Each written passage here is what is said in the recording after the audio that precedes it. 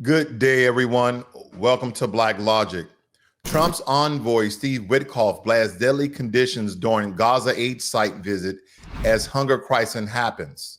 Democrats invoke rule to compel DOJ to hand over unredacted Epstein documents by mid-August. Immigration officer detained Maine police officer despite DHS previously approving his service. Global stocks sink after Trump's slapped sweeping tariffs on 90 plus nations, sparking trade fears.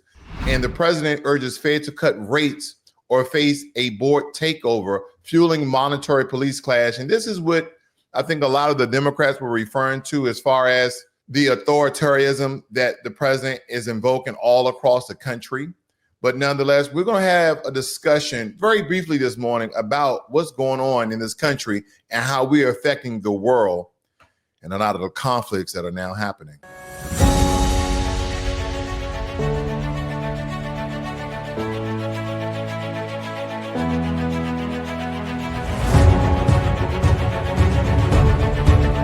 So Special Envoy Steve Witkoff, who is an ambassador, as well as Mike Huckabee, toured Gaza aid sites amid growing hunger and reported aid zone deaths, even as Trump continues rejecting Palestinian statehood.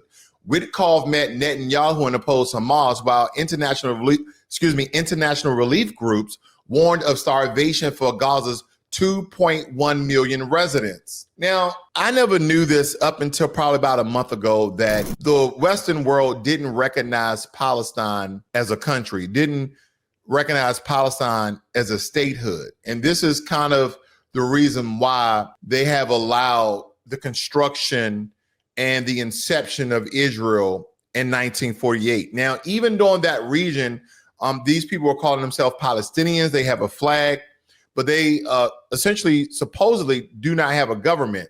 And so even though Palestine exists, they're saying that it doesn't exist. So does that give them the right to treat these people in the manner in which they are? Because again, there's 2.1 million people that live in the Gaza region. Are all of them part of Hamas? No, they're not. They only say that the reports state that there's only maybe 15 to 20,000 Hamas terrorists that are still left. Now, of course, they could be hiding, within the regular people, within the assembly of the regular people. But nonetheless, all of these millions of people, the Palestinians in and outside the Gaza region, are not terrorists. Everyone is not a terrorist. These people are looking for aid. They're going through starvation, and their aid is being hindered, it's been slowed up. So President Trump has sent Steve Witkoff with an envoy to investigate this. Because in this particular scene here, what you guys are witnessing, they're called this the death trap, because hundreds of Palestinians, unfortunately, have been killed. Let me show you this. I'm just going to read this a little bit to you guys right here. It states that Donald Trump's envoy, Steve Witkoff, has visited Gaza and been shown one of the controversial aid sites around which hundreds of Palestinians have been killed by Israeli forces. Witkoff, the U.S. President's special envoy for the Middle East, had early met the Israeli Prime Minister Benjamin Netanyahu amid mounting international horror over conditions of starvation in Gaza occurring after months of Israeli-imposed aid restrictions. The visit to the site in Rafah by Witkoff, a former real estate lawyer with no foreign policy or humanitarian background, who has also met Vladimir Putin on behalf of President Trump, was first reported by a number of Israeli media organizations. His visit comes as Human Rights Watchdog described the sites run by Israeli and U.S.-backed Gaza humanitarian foundations as death traps that had become the scene of regular bloodbath. And UN has said almost 900 Palestinians have been killed by Israeli forces that attempted to reach the site. We need to step in. United States of America sending a special envoy to investigate this. Steve Witkoff has no humanitarian, background of how to look at things through a different particular lens. He's a real estate lawyer. Now, of course, he can possibly get trained, but not in this record time. He needs someone who can really decipher and explain to him what's really going on. Someone who has a lot of experience. And believe it or not, We have a lot of military members who did humanitarian aid in Haiti during the earthquakes and the unrest that they have there. But we have specialists, we have professionals that can at least aid him in looking at things through a different lens. And the reason why I stated that America needs to step in, because we are part of the problem, ladies and gentlemen. By continuous backing of the Israeli state in the Palestinian region and giving this unwarranted support regardless of the actions of the IDF in that area, America needs to step in so the Gazians, the Palestinians that are there can at least receive adequate aid, because they said that, yeah, they relieved a little bit of the aid that has been coming in. They've relieved some of the aid that has been coming in, but it has not been enough. The aid has not been enough. It says that a staff member at the UN office for the coordination of humanitarian affairs in Gaza says that while Israel is now letting slightly more aid into the enclave, it is not nearly enough to even scratch the surface to meet the people's needs here on the ground. At least 7 people were killed and dozens injured while waiting for food supply near the Marah corridor south of Khan Yunis on Friday morning. That's what they're stating here, that, yeah, they've allowed a little more aid to come in, but it's not adequate enough. Now, I understand. Let me take a step back here. I understand the caution of the Israelis when it comes to hundreds of trucks of supplies and aid coming through. These trucks need to be inspected, for explosive devices, for biological warfare that could affect, the Israelis there as well as the Palestinians, because again, when you talk about biological warfare, everyone can get affected very quickly. Okay. It also need to check to see if there's any hidden weapons. Is there any weapon caches or hidden in the trucks or cleverly attached underneath or inside the walls of the trucks? Anything. They need to be inspected. That's why I believe America needs to step in, because maybe the IDF needs assistance so more resources can get to the people they're in need. Now, we just relieved 1,700 Marines and another 1,000 National Guard from California. And I'm not saying redeploy those guys, because believe me, when you go on guard duty forever and it becomes very mundane, you get very complacent, which they always tell you when you're deployed. Do not get complacent, but have other military units, Army, Marines, Air Force, Navy, etc., even Coast Guard. They have a security force as well. Have them to go over there and inspect these trucks so the aid can start pouring in more rapidly, because there's starvation in the region. And we already have verifiable reports of people, especially children, who are not receiving the aid. Why is that? Because again, you would like to believe during a crisis that you would care about the children. The only people who are caring about those children are the parents. Because if you're just a single man, a single woman, or just a couple and you don't have any children, you're worried about yourselves. You're not, oh no, feed the kids first. No, you are starving as well. So the first thing that anyone in life has ever told you is always think about self-preservation. When you're on the airplane, now granted, these for people who do not have kids.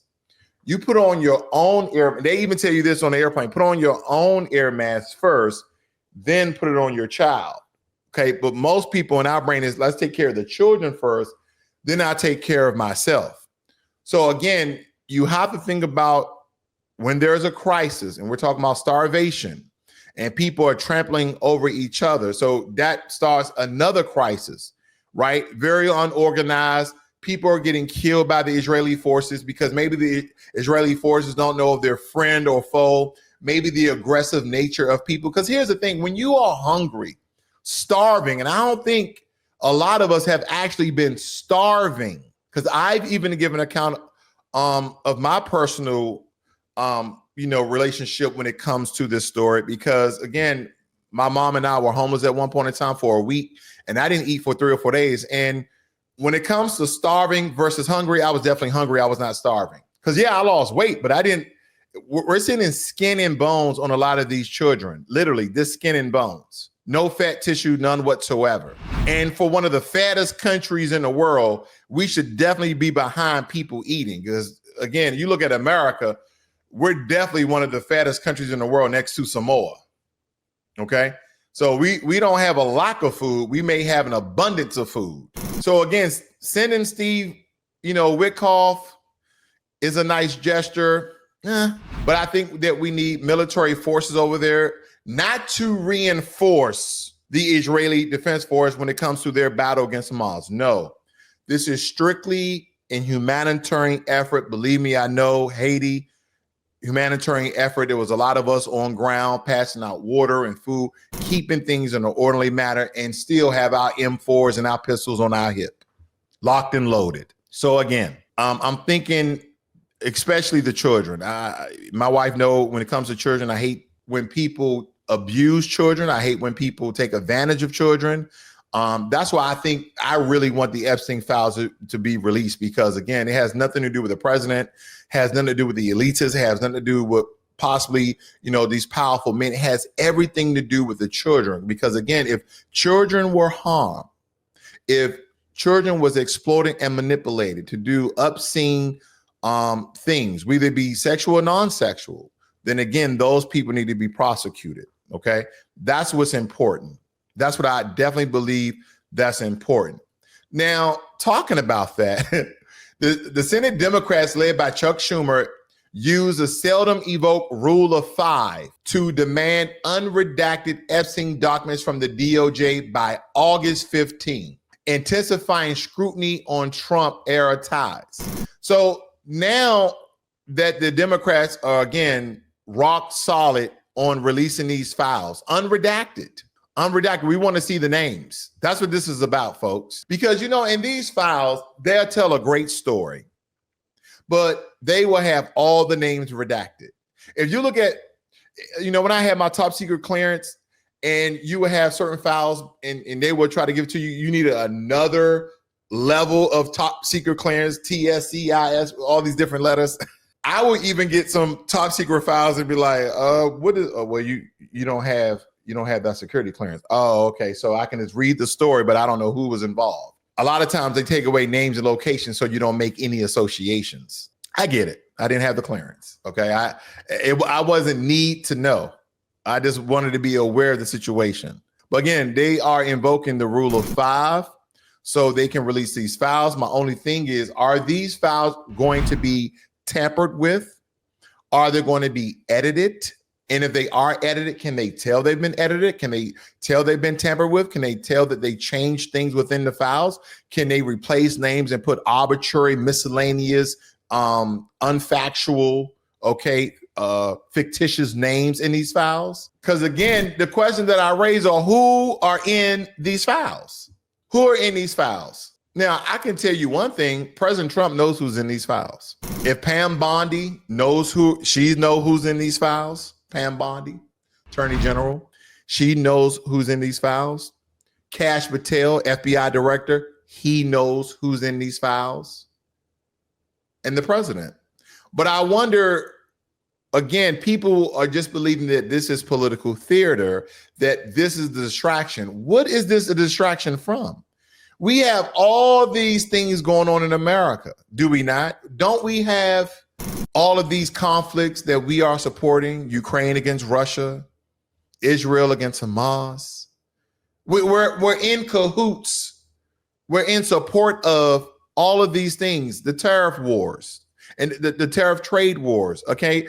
It's August 1st here, folks. So again, there's a lot of things going on. We have a very intelligent, broad and large government that can handle a multitude of things at the same time. This is not a distraction. This is the American people, by the way of the Democrats and some GOP, wanting the Epstein files released. Now, the people who are against the Epstein files being released, who are non-governmental, right? They're not politicians. They're not lobbyists. They're not connected to the government anyway. Just regular old Americans.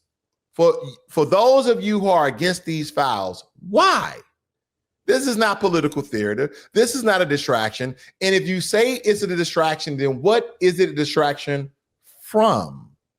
Because again, there's a lot of things going on here in America. There's a lot of things that we're supporting abroad. So again, I'm asking because maybe there's some information I'm not privy to, because I know how powerful, how intelligent, how broad our government is, and that we can do, because we do thousands of things at the same time. I'm just asking, what is the distraction from? Why don't you guys want these files released? Oh, well, we don't want the victims to relive this. No. The victims don't have to be revealed, but the perpetrators, the accused, can definitely be named. Oh, well, then if their names get into the public, then it's going to be in the court of public opinion. And you know how the court of public opinion is. They already did the mind map of people who were part of the island, all started to convict President Trump and others even before evidence has come out. Didn't they do that to P. Diddy? Oh. So the feds could not prove that P. Diddy, sex trafficked anyone. But they got him on prostitution and they still won't grant him bail. There's millions of men out here that has paid for prostitution. I'm talking about regular old school prostitution where women are walking the beat. Streetwalkers is what they used to call them, and used to pay them a miscellaneous amount of money to do sexual activity with you. Now they have OnlyFans, same difference. Now it went from the street to online, let's meet in a hotel room. So all these people are conducting in prostitution in Nevada, in Las Vegas area, prostitution is legal. And also in other countries, prostitution is legal. They also stated that prostitution is one of the oldest professions in the world. Now, and again, if these women are not in a sex trafficking or sex trade and that they're doing this on their own will and own accord, then again, it's a profession that they are, voluntarily doing for monetary value. And a lot of people morally may be against that. But again, if that's their only skill or that's their only worth, then again, they're providing a living for themselves. I'm neutral about it. It's kind of like pro-life and pro-choice. I can make an argument for both sides. Now, some people are like, no, I'm pro-life because of X, Y, and Z, while some people are pro-choice because of 1, 2, and 3. It just depends on where you fall at.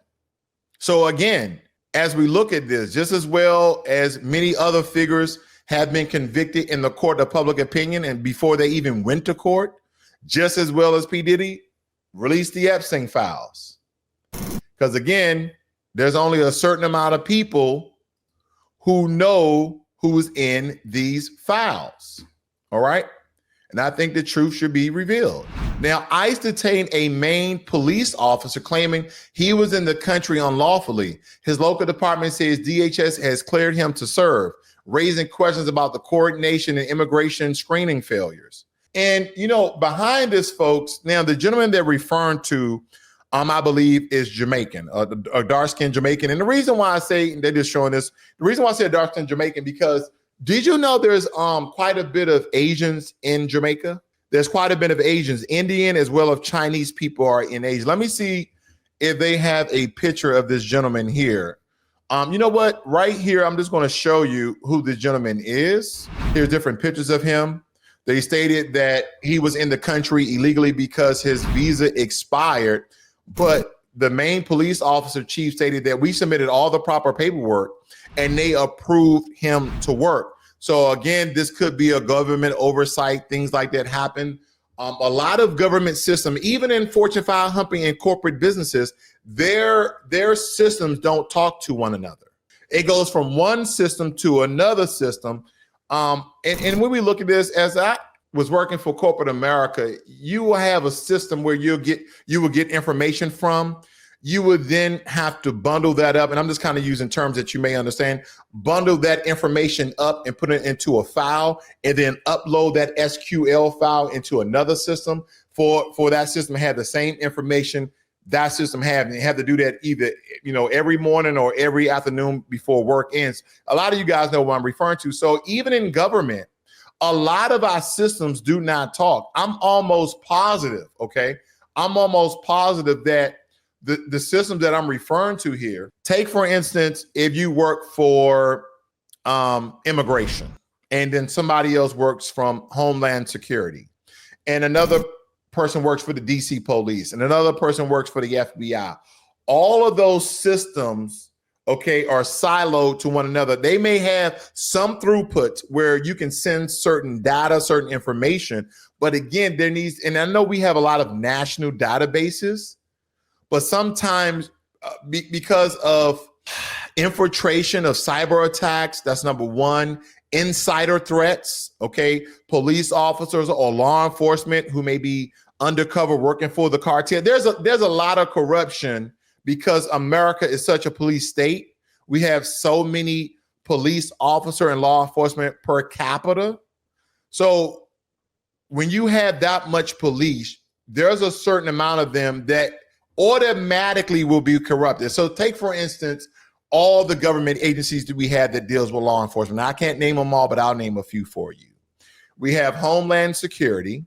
We have CPP, okay?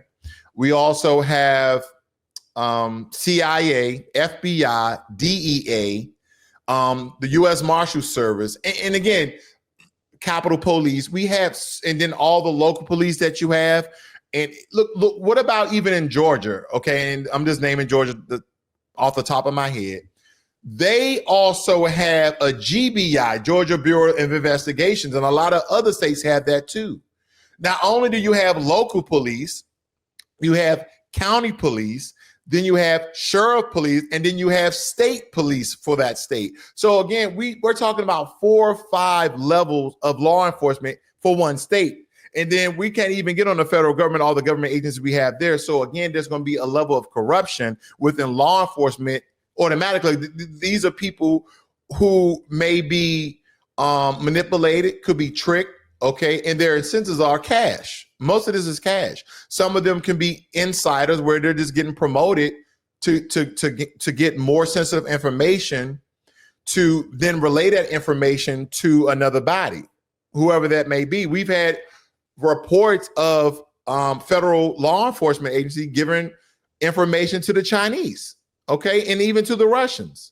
So again, just look these things up, folks, but believe me when I tell you that even with a lot of government oversight that these systems don't talk to one another, I don't think that they would have incarcerated this gentleman if his paperwork, one, was all in order, his visa was not expired. Because here's the thing. Everyone knows that government moves very, very slowly. So when they first submitted his paperwork, his visa was not expired. And whatever date they post-stamped on his original paperwork, whoever the administrators, whoever the clerks were, allowed that paperwork to pass through because it's prior to his visa expiration date. So it went all through the passing authorities and got approved.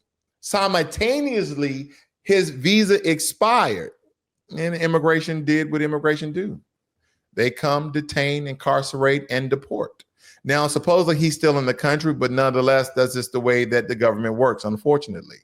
We need more systems that are intertwined, that talk to one another, but we're going to need adequate security in order to stop infiltration of our government system. So I think this is a very complex situation where we're talking about systems talking to one another, connected to one another, so we can have that information. And this was probably got denied if his visa was not already extended. Now, markets worldwide plunged after President Trump imposed minimum tariffs of 10% on most countries and even higher rates on 92 nations, Canada at 35%, Syria at 41%, using emergency powers, and legal challenges are brewing. And this is something that the president stated he was going to do. He said, I believe at one of his town halls, that tariff is a beautiful word. Now, gas today it wasn't as high as I thought it would be. I thought gas in my area would at least be $3.50. I thought it would be $3.25, $3.55, but gas was $2.83. I was like, okay, that's not too bad considering about 2 weeks ago, gas was $2.58. So I was like, it's not a big jump because it was already increasing incrementally throughout this past 2 weeks or so. So $2.83 wasn't really that bad when we're talking about regular gas. So again, we really have to see how these tariffs are going to play out in the global market and how that's going to affect our bottom line here in America. That's number one. Then number two, he extended the tariff increase on Mexico for, I think, about 90 days. And I think a lot of these tariffs really don't take place until August 7th. So we might see the real effects by August 7th or beyond. So I'll keep you guys updated. So please tune in to Blacklogic. Hit that subscribe button as well as the notification bell so you're notified every time I release a video or go live. Now, Trump publicly pressured the Federal Reserve. And this is what the Democrats were referring to by authoritarianism, that he's just trying to take control as a president, as if we don't have a Congress and representative and we have no senators, that he just wants to do anything that he wants to do. But this is the threat he gave out. He said, if it doesn't lower interest rates, again, he pressured the Federal Reserve. He said, if it doesn't lower interest rates, the board should assume control. And believe me, this dramatic escalation is raising alarms about executive overreach into monetary policies. And the Fed, so far, they're steady. They haven't really made any move to call President Trump's bluff. And here's the thing, folks. This is something I can essentially get on board with President Trump. In my area, I think I've seen at least 5 or 6 houses for sale. People, want to change a venue, change the area. And believe it or not, the area in which I live, we're in the top 10 safest suburbs in America. The top 10 safest suburbs in America. Now, even with that being said, these houses cannot be sold because of the high interest rates. These houses, now the most recent house has probably been on the market for about a month, while the other houses have been on the market for around 6 months. And during the time between 2020 and 2022, you can keep a house on the market. And these houses were selling 100,000, 150,000 over market. So if people were listing their homes for 500,000, people from California, people from Washington State, people from New York were coming in this neighborhood and buying houses for $650,000. So people were making they were making $150,000 over asking price. Astronomical. I was like, why didn't I sell? Yeah, that been a pretty. And now the homes that are now still being built, now the homes that are now being sold are at least $650,000. Okay, they're at least $650,000. So I guess it's one of the same. But people are not trying to buy these homes at $650,000 at 5, 6, 7% interest. No, they want the rates to go back down to below 5%. Okay, they want the interest rate on home loans to go down less than 5%. As a matter of fact, let's see the national average of mortgage rates, if you guys don't mind. Okay, I know I'm kind of going off on a bent here, but I just want to see what the national rates are. Yeah, so again, I'm looking at the rates. People want these rates to go under 5% again. 30-year fix, we're talking about 6.72%. 15-year fix, roughly 6% as well. So again, they want these rates to go under 5% again because people are not able to sell their homes, let alone people are not willing to buy these homes. These are the national average of mortgage rates currently as of today. So as I stated, and I was just speaking off the cuff because last time I checked, these rates were still astronomically high. But there you have it, ladies and gentlemen. You guys have a great and wonderful day. This is Blacklogic.